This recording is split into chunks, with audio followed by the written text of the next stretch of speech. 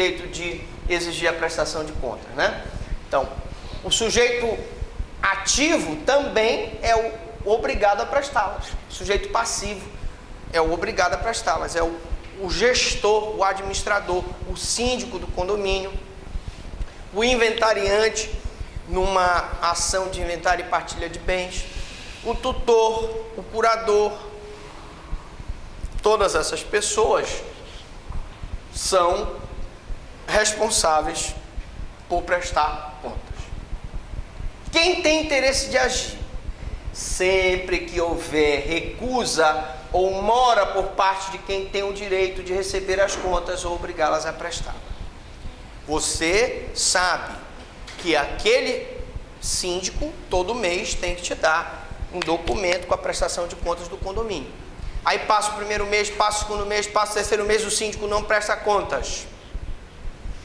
Você tem o direito de pedir a prestação de contas.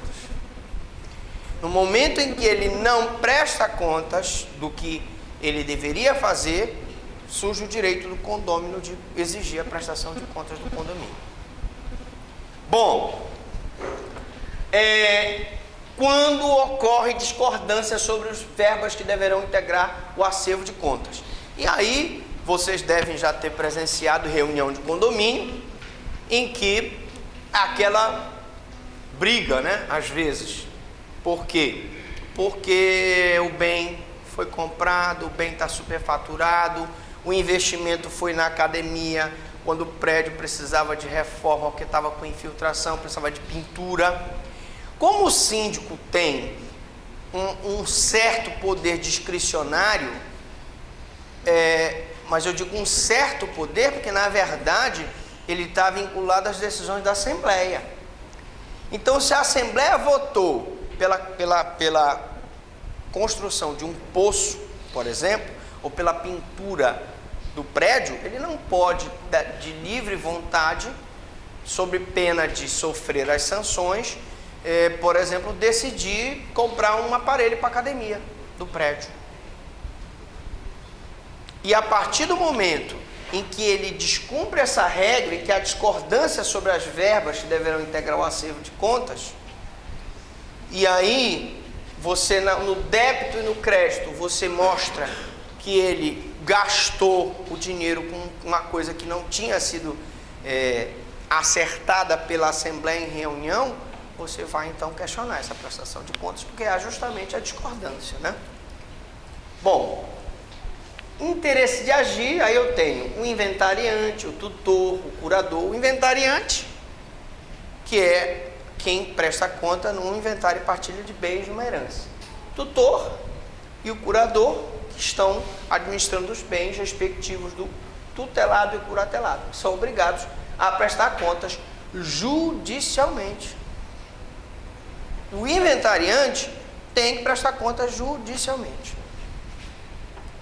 Bom, você correntista de banco, aí você diz assim para mim, mas professor, eu só compro tudo no crediário, na verdade a minha conta é negativa do banco, eu tenho que o banco... É só um exemplo, eu sei que esse rapaz tem dinheiro, mas... Professor, é o seguinte, eu sei que o banco tem a obrigação de me prestar contas, mesmo que o banco te mande todo mês o extrato impresso, você pode começar a suspeitar de que o banco está cobrando taxas a mais. Imagine se o banco tirar R$1 de cada correntista, tem 1 milhão de correntistas, é R$1 milhão. E você pode pedir a prestação de contas do banco. Muita gente não sabe disso. Olha o que diz aqui. Tem interesse para ajuizar a ação de prestação de contas, não obstante o envio regular de extrato, pelo banco correntista. Você, correntista, tem o direito de pedir uma prestação de contas do banco, se você suspeitar que você está sendo enganado nos bens que estão sendo, o dinheiro que está sendo depositado no banco. Então vamos lá. Agora, levando em consideração que eu tenho 2 tipos de prestação de contas, eu também tenho 2 fases da prestação de contas, né? Primeira fase, segunda fase. Na primeira fase, verifica-se se o réu está ou não obrigado a prestar contas. Então, preste atenção. Você, que eu vou chamar de A, entra com uma ação de exigir contas.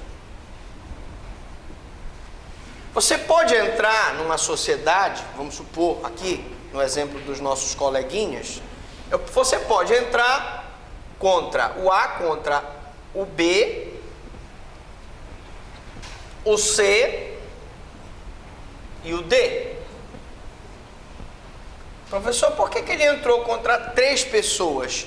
Porque são as 3, ela, no caso, que foi a enganada, entra contra os 3 que são os sócios, para saber quanto cabia a cada um na dissolução da sociedade, quanto cabia em dinheiro cada um.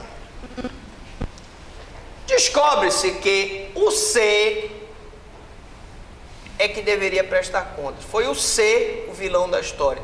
Foi o C que ficou com um saldo a mais do que o próprio A, do que o próprio B e do que o próprio D. Bom, aí você, na ação de exigir contas, você descobriu quem era que deveria prestar contas. No caso, esse rapaz, ele, olha a cara dele de vilão, ele desviou o recurso. Muito bem. Aí, definida a obrigação, o réu é condenado a prestá-la em 48 horas. Então, o C, ele vai ser em 48 horas obrigado a prestar contas, não é isso?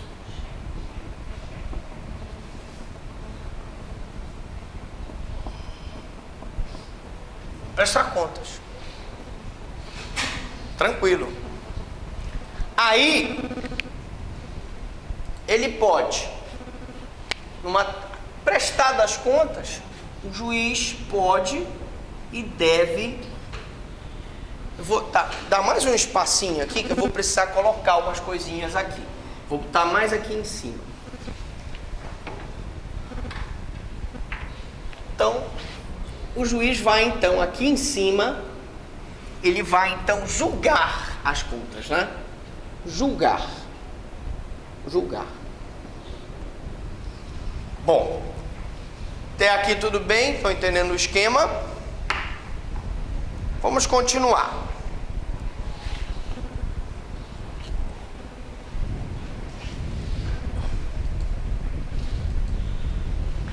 Bom, aí quais as atitudes do réu? O réu é o C, não é? O réu aqui é o C. Ele é que é o vilão da história. Ele pode apresentar as contas e não contestar. Ele vai aqui em 48 horas, ele pega número 1. Vamos ver aqui. Ele apresenta as contas e não contesta. A primeira hipótese, apresentou as contas e não contestou. Pode apresentar as contas e contestar. Na segunda hipótese, ele apresenta as contas, mas ele contesta. E na terceira hipótese, ele contesta a obrigação de prestar contas. Aqui ele não presta contas, ele contesta a obrigação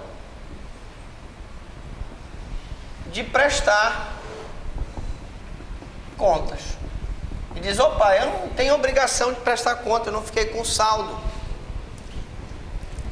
Então, primeira hipótese, ele presta contas e não contesta. É como se ele estivesse aceitando. Segunda hipótese, ele presta contas, mas ele contesta.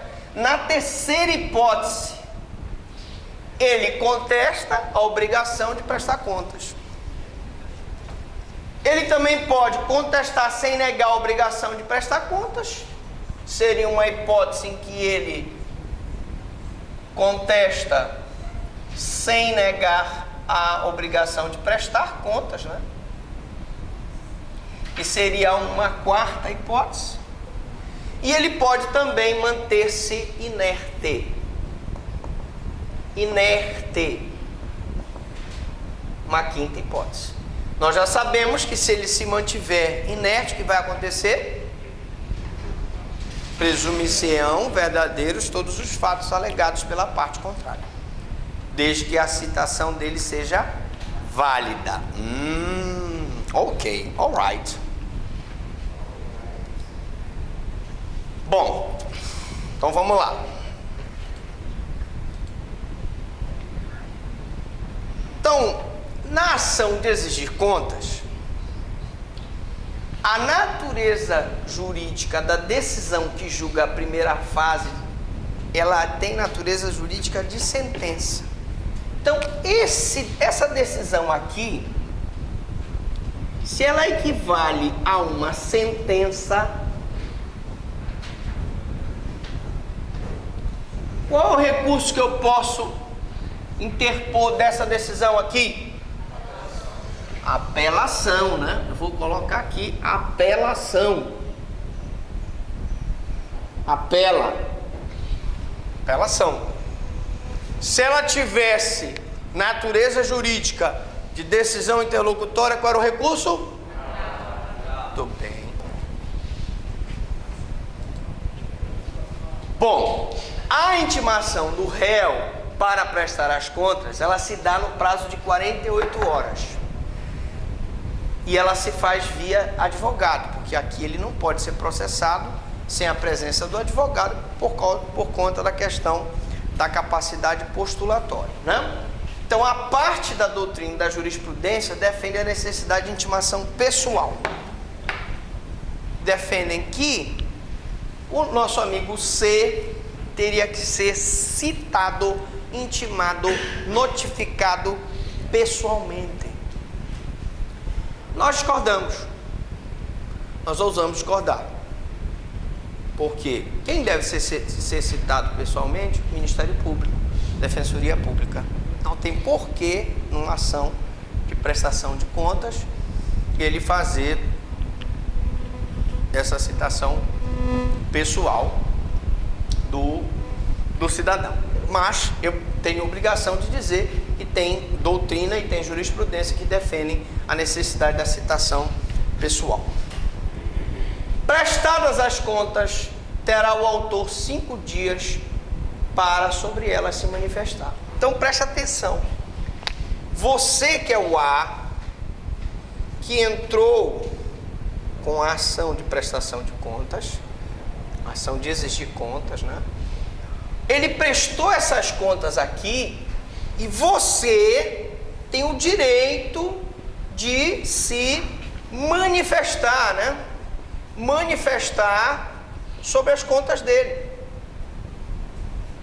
Você vai dizer, não, senhor juiz, é o seguinte, o nosso amigo diz que ele não ficou com saldo, mas na verdade ele foi extremamente beneficiado, ele ficou com saldo positivo da liquidação dessa empresa, ele que foi o grande beneficiado.